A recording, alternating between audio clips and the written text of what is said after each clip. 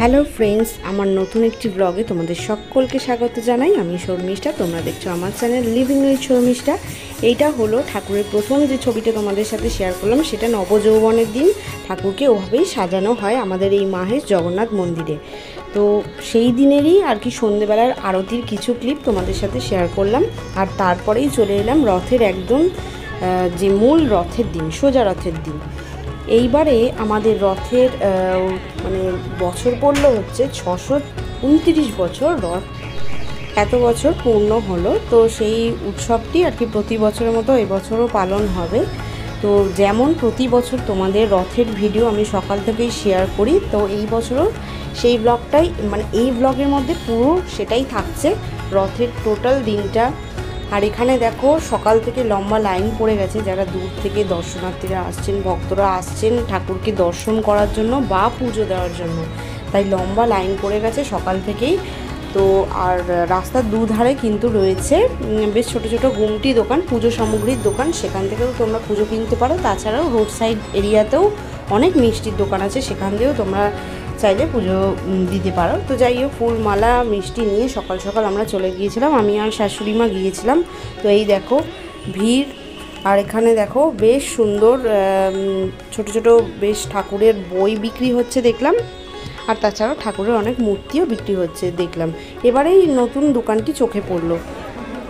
তো যাই হোক, এখানে চলো জগন্নাথ মহাপ্রভুকে তোমাদের দর্শন করাই, কারণ কি এই দিনই আর কি রথে ওঠানোর আগে ঠাকুরকে কিন্তু ওই গর্ভগৃহ থেকে আর কি সামনের যে চাতালটা রয়েছে সেইখানটায় কিন্তু ঠাকুরকে মানে রাখা হয়। তাই জন্যই আর কি সমস্ত দর্শন যারা করতে আসেন বা পুজো দিতে আসেন, তারা একদম কাছ থেকে ঠাকুরকে দর্শন বা পুজো দিতে পারবে।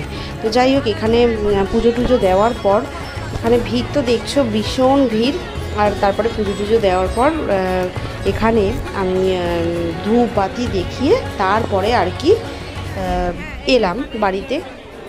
তো যত বেলা বাড়ছে ভক্তদেরও কিন্তু ভিড় বেড়েই যাচ্ছে।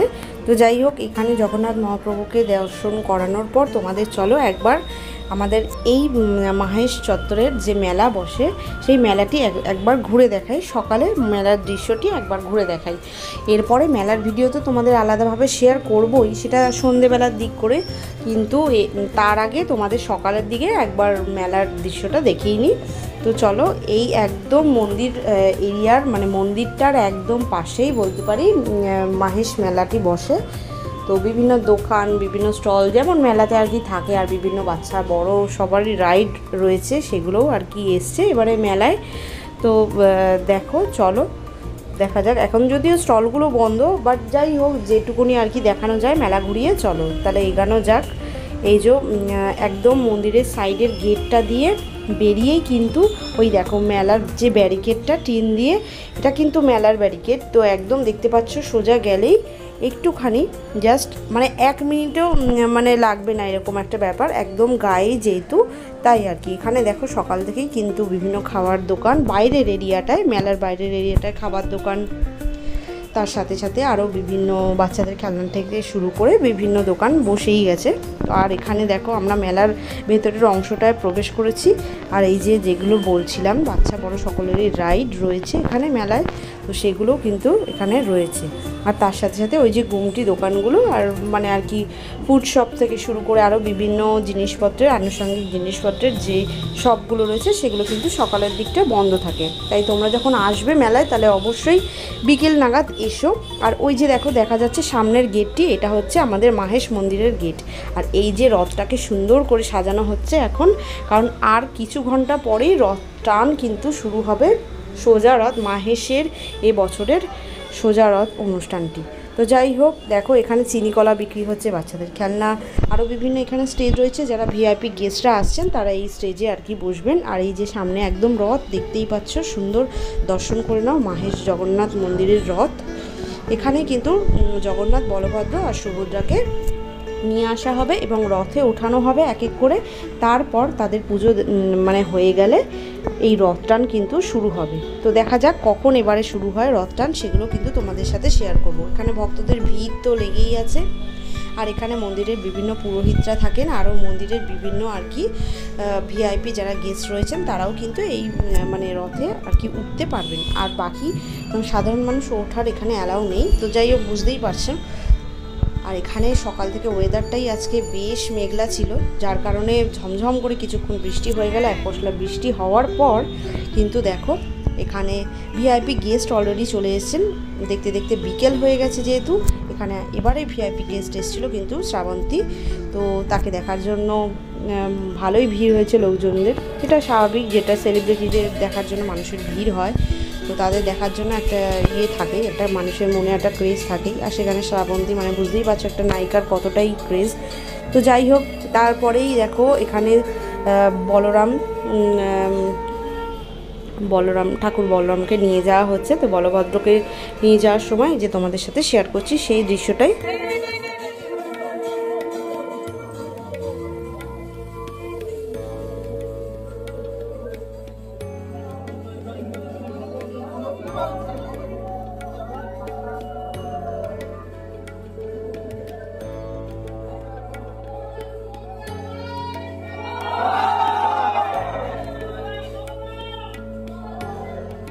এবার জগন্নাথ মহাপ্রভুকে নিয়ে যাওয়া হবে, তার জন্য এখানে সেই মহাপ্রভুকে আর কি নিয়ে যাওয়ার ব্যবস্থা করা হচ্ছে।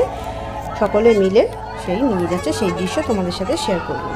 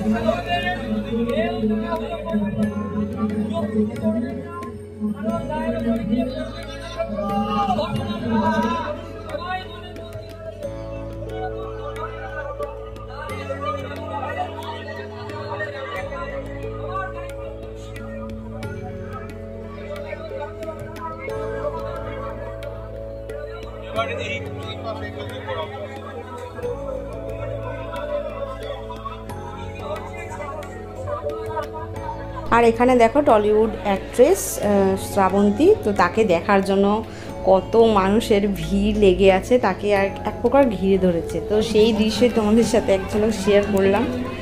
তো এবার উনিও আর কি বেরাবেন মন্দির প্রাঙ্গণ থেকে। শ্রাবন্তী এখন বেরিয়ে ওনাকে আর কি শ্রাবন্তীকে নিয়ে যাওয়া হবে, যে স্টেজগুলো রয়েছে ভিআইপি স্টেজগুলো তোমাদের কিছুক্ষণ আগেই দেখালাম রথের পাশেই।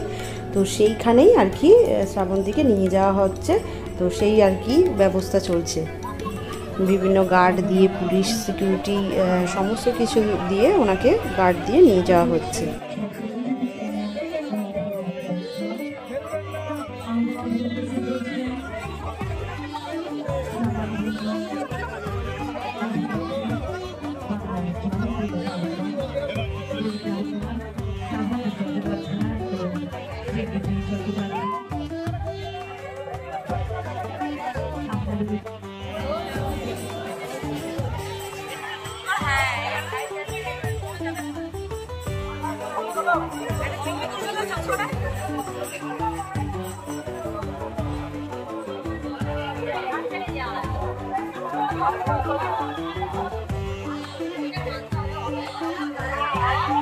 তো এখানে দেখো জগন্নাথ মহাপ্রভুকে নিয়ে যাওয়া হচ্ছে মন্দির প্রাঙ্গণ থেকে বার করে রথের দিকে নিয়ে যাওয়া হচ্ছে, রথে তোলা হবে। তো সেই দৃশ্য তোমাদের সাথে শেয়ার করলাম।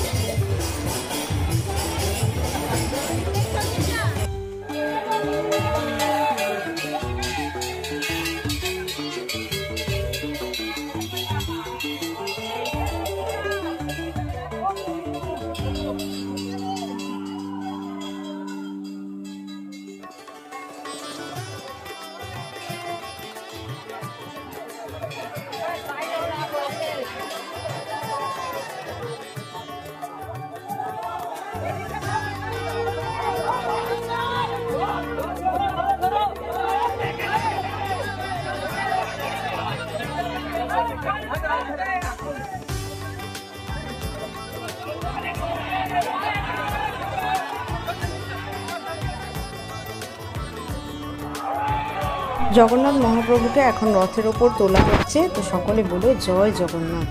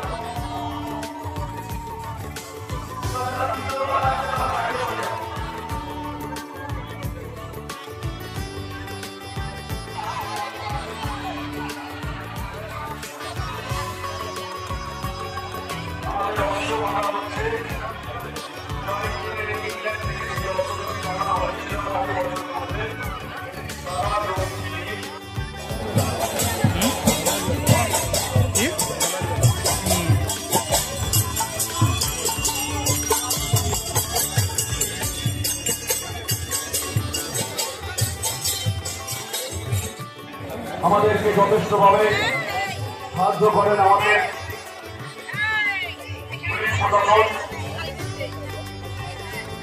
আমি আমাদের সামনের দিকটা একটু ফাঁকা করে ভিতর সামনের দিকে আমাদের ছেলেগুলো ভলেন্টিয়ার আছে তাদেরকে সামনের দিকে সরে দেওয়া দেবো সামনের প্রবর্তন যেন ছাড়া থাকে।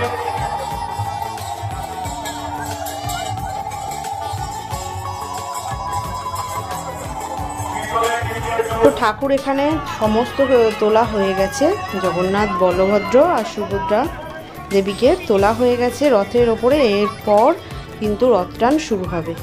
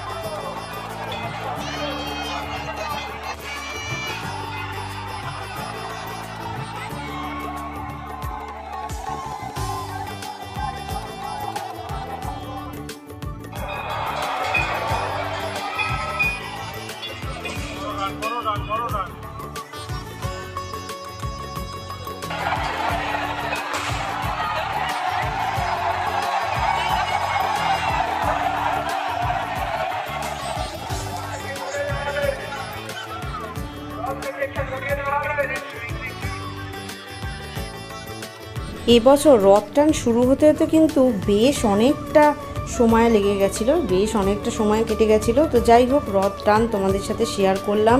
পুরো রথের দিনটা কিভাবে গেল, কিভাবে আর কি সমস্ত কিছু মন্দিরের ভেতরে দর্শন করালাম প্রভু জগন্নাথ দেবের। আর তার সাথে সাথে কিন্তু রথটানও তোমাদের সাথে শেয়ার করলাম। এরকম আরও সুন্দর সুন্দর ভিডিও, ইনফরমেটিভ ভিডিও তোমাদের সাথে শেয়ার করতে থাকবো আমি। তার জন্য আমার চ্যানেলটি তোমরা সাবস্ক্রাইব করে পাশে থেকো, সাপোর্ট করো। তো আরও ভিডিও তোমাদের সাথে শেয়ার করব।